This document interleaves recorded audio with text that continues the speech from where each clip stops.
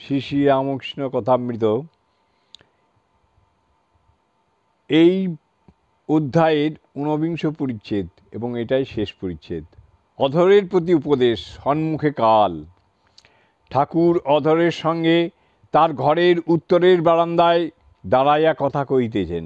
শ্রীরামকৃষ্ণ অধরের প্রতি, তুমি ডেপুটি, এ পদও ঈশ্বরের অনুগ্রহে হয়েছে, তাকে ভুলো না, কিন্তু যেন সকলের এক পথে যেতে হবে।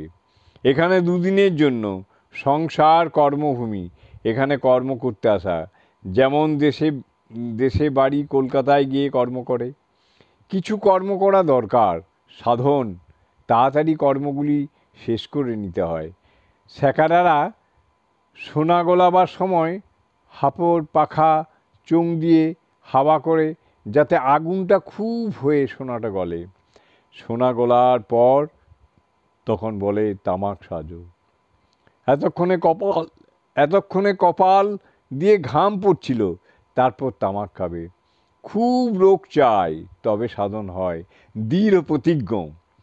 তার নাম বীজের খুব শক্তি, অবিদ্যা নাশ করে।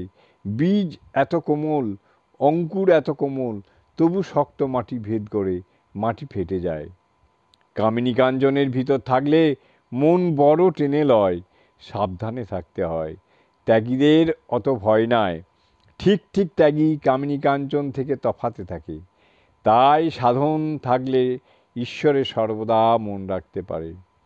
ঠিক ঠিক ত্যাগী যারা সর্বদা ঈশ্বরে মন দিতে পারে, তারা মৌমাছির মতো কেবল ফুলে বসে মধুপান করে। সংসারে কামিনী কাঞ্চনের ভিতরে যে আছে, তার ঈশ্বরের মন হতে পারে। আবার কখনো কখনো কামিনী কাঞ্চনের মন হয়, যেমন সাধারণ মাছি সন্দেশেও বসে, আবার পচা ঘায়েও বসে, বিষ্ঠাতেও বসে। ঈশ্বরেতে সর্বদা মন রাখবে। প্রথমে একটু খেটে নিতে হয়, তারপরে পেনশন ভোগ করবে। ওং স্থাপকায় চ ধর্মস্য সর্বধর্মস্বরূপিণে অবতার বরিষ্ঠায় রামকৃষ্ণায় তে নমঃ। ওং শ্রী ভগবতে রামকৃষ্ণায় নমো নমঃ। ওং নমঃ শ্রী ভগবতে রামকৃষ্ণায় নমঃ। ওং নমঃ শ্রী ভগবতে রামকৃষ্ণায় নমঃ। আজ শ্রী শ্রী রামকৃষ্ণ কথামৃতের এখানে বিশ্রাম।